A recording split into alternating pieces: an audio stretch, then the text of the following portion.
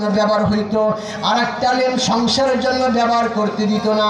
আমার স্বামী গরিব কাঠুরিয়া লোক ছিল, সারাদিন কাঠ জঙ্গলে কাঠ কেটে সন্ধ্যার সময় বাজারে বিক্রি করে চাউল ডাউল যা হইতো আমার বাড়িতে এনে দিত। আমি পাকঝাক করে আমার স্বামী খাওয়ার পরে আমি ঘুমাই যাইতাম। আমার স্বামীর আলাদা লেমটা ধরায়া আল্লাহর কালাম পড়তে জানতো না, কিন্তু আল্লাহর কালাম ওই আলোটা জ্বালায়া আল্লাহর কালামের উপর দিয়ে আঙ্গুল ঘুরাইতো আর বলতো হাদা কালামু রাব্বি, হাদা কালামু রাব্বি, হাদা কালামু রাব্বি। এ আল্লাহর নবী বাইজিদ মুস্তামি আমার স্বামী আল্লাহর কালাম খুলে বলতো এটা আল্লাহ তোমার কালাম, এটা আল্লাহ তোমার কালাম, এই বলতো চোখের পানি ফেলতো। এই বাইজিদ বুস্তামি রে আমার স্বামীর কোন আমল ছিল জানি না, মনে হয় আল্লাহর কালামের মোহাব্বত করার কারণে আল্লাহ পাক আমার স্বামীর আল্লাহর ওলির খাতায় নাম তুলে দিয়েছে। ও আমার ভাইরা, আমার যুবক ভাইরা, ও আমার বাচ্চারা, আপনিও যদি আল্লাহর কালাম পড়তে জানেন আর না জানেন, যদি আপনি আল্লাহর কালাম খুলে একটু মোহাব্বতের সাথে একটু মনে মনে বলেন আল্লাহ এটা তোমার কালাম, এটা তোমার কালাম, আমি পড়তে জানি না কিন্তু মোহাব্বতে তোমার কালামটা খুলে আমি দেখি আল্লাহ তাআলা মোহাব্বতের কারণে আপনার আমার গুনাহকে মাফ করে দিবে। আমার ভাইরা, শুধু তাই নয়, আপনি 10 টাকা দিয়ে একটা লাল কায়দা বা 20 টাকা দিয়ে একটা লাল কায়দা কিনে নেন, আপনি একজন ইমাম সাহেবের ধরে একজন আলেমকে ধরে আপনি আলিফ বাতা শেখেন, আপনি তলবেলেম হয়ে যান। আপনি যদি তলবেলেম হতে পারেন, আল্লাহ পাক তলবেলেমের ওসিলাই করে আল্লাহ তাআলা আপনার কবরের আযাব মাফ করে দিতে পারে।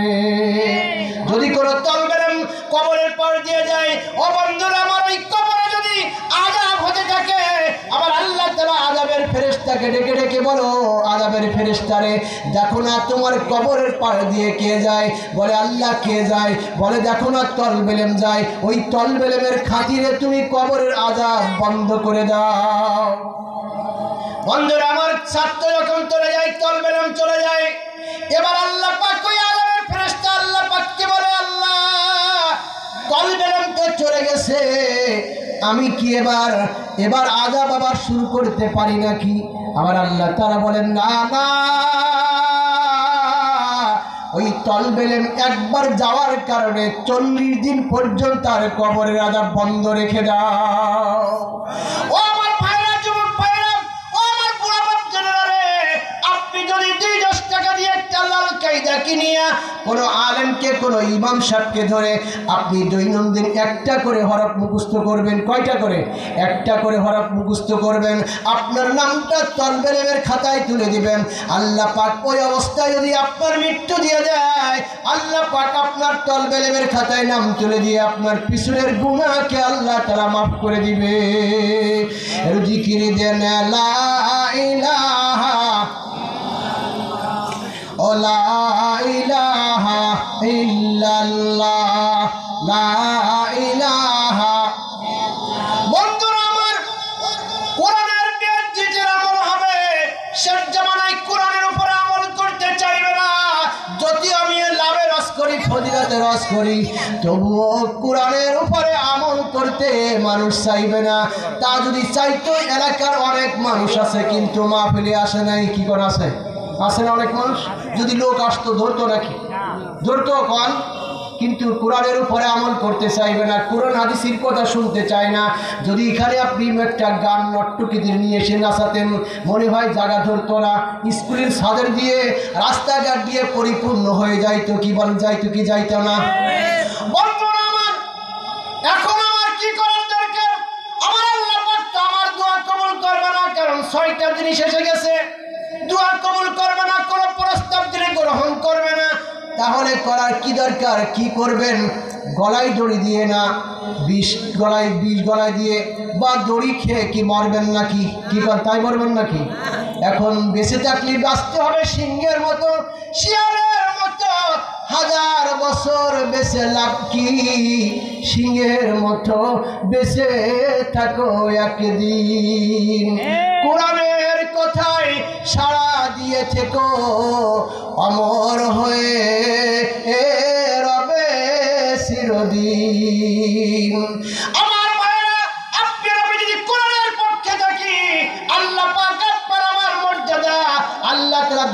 লিখে দিবেন অমুক ব্যক্তি আমার কোরআনের পক্ষে ছিল, কিন্তু কোরআনের বিপক্ষে যদি আপনি হয়ে যান আল্লাহ পাক জাহান্নামের দরজায় লিখে দিবেন এই ব্যক্তি কোরআনের বিপক্ষে ছিল। জিকির দেন লা ইলাহা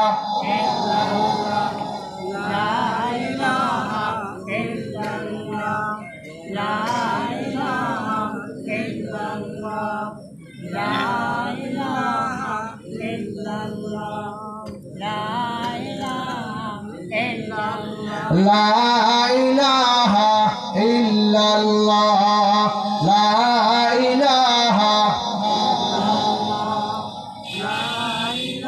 আমার ভাইরা, আমি খুব অসুস্থ, আমি মাহফিলে না আসার খেয়াল ছিল। এরপরে আমি বলছি আমি মাত্র 1 ঘন্টা ওয়াজ করবো। আরও আপনাদের ওটার সময় বলেছি আমি মাত্র 10টা ওয়াজ করবো, আপনারা পর্দার বক্তা নিয়ে আসবেন।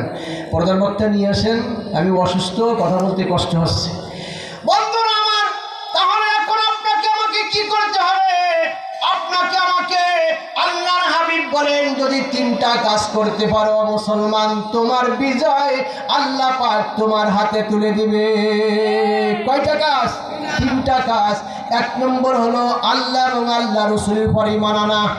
1 নম্বর আল্লাহ এবং আল্লাহ রসুলের পরে ঈমান আনা। কে কে রাজি আছেন একটু হাত তুলে দেখান। নারায়ে তাকবীর, নারায়ে তাকবীর।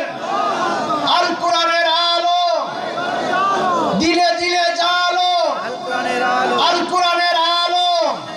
আরে ঘরে তো অনেকের কোরআন আছে, ঘরে কোরআন পড়ে নাকি? কি কোন ঘরে কোরআন পড়ে? যদি ঘরে কোরআন পড়তো তাহলে ঘরের ভিতরে বেপরদতি আসতো না। ঘরে কোরআন পড়লে ঘরের মেয়ে বেপরদায় চলতো না। ঘরে কোরআন পড়লে ঘরের মানুষ বেকায়দায় পড়তো না। ঘরে কোরআন পড়ে না। কোরআন তো বিবার আগে কোরআন পড়েছে, বিবার পরে আর কোরআন। বন্ধুরা আমার, 1 নম্বর হলো আল্লাহ এবং আল্লাহ রাসূলের উপর ঈমান আনা। যদি তুমি ঈমানদার হতে পারো, যদি তুমি ঈমানদার হতে পারো, আল্লাহ পাক তোমার হাতে তোমার বিজয় দিয়ে দিবে, মুসলমানদের হাতে বিজয় দিয়ে দিবে। মুসলমান ভারতবর্ষে 200 বছর রাজত্ব করেছে। কয়শো? 200 বছর রাজত্ব করেছে। সেই মুসলমান আমরা, নারায়ে তাকবীরের মুসলমান। কি তাকবীরের মুসলমান? কিন্তু নারায়ে তাকবীর জিমায় গেছে একেবারে। নারায়ে তাকবীর জিমায় গেছে মুসলমান। এখন এনজিও খ্রিস্টানদের মাল খেয়ে মুসলমানের ঈমান দুর্বল হয়ে গেছে। কারণ এনজিও খ্রিস্টান আপনাকে যা দেয়, অর্থ দেয়, আপনাকে টাকা পয়সা দেয়, আপনাকে ঘর দেয়, আপনাকে গরু ছাগল দেয়, হাঁস মুরগি দেয়। আলেমরা তো আপনাকে ঘর দিতে পারে না। কি কারণ পারে নাকি? আলেমরা আপনাদের টাকা পয়সা দিতে পারে না। আপনাদের আলেমরা গরু ছাগল দিতে পারে না। আলেমরা আপনাদের হাঁস মুরগি দিতে পারে না। তাই আপনারা আলেমদের কথা কম শোনেন। আলেমরা আপনাদের দিতে পারে সব থেকে দামি জিনিস আল কোরআন। আল্লাহর পরিচয় আলেমরা দিতে পারে আপনাদের। বন্ধুরা আমার, যখন মানুষ আল্লাহ এবং আল্লাহ রাসূলের উপর ঈমান আনবে না, আল্লাহ এবং আল্লাহ রাসূলের বিরুদ্ধে আচরণ করে চলবে, আমার আল্লাহ পাক আপনাকে আমাকে এরকম ভাবে সাইজ করবে যেমন ফিলিস্তিনের মুসলমানদেরকে সাইজ করতেছে ইসরায়েল দিয়ে। কি কন?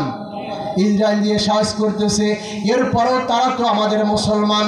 ও বন্ধুরা আমার, মুসলমানরা কেমন যেন ভাই ভাই, একজন ভাইকে কেমন যেন, প্রত্যেকটা ভাই যেন কেমন একটা শরীর। কোনো শরীরের কোনো জায়গায় যদি ফোড়া ওঠে তাহলে সেই জায়গার ব্যথায় সমস্ত শরীরটা ব্যথিত হয়ে যায়। কি বলেন, যায় কি যায় না? আমার ভাইরা, এই জন্য ফিলিস্তিনি মুসলমানরা আমাদের ভাই, ওদেরকে মারে, আমাদের দরদ থাকার দরকার। কিন্তু আমাকে যখন আমাকে দাদা বাবুরা মারবে, আমি কিছুই করতে পারবো না।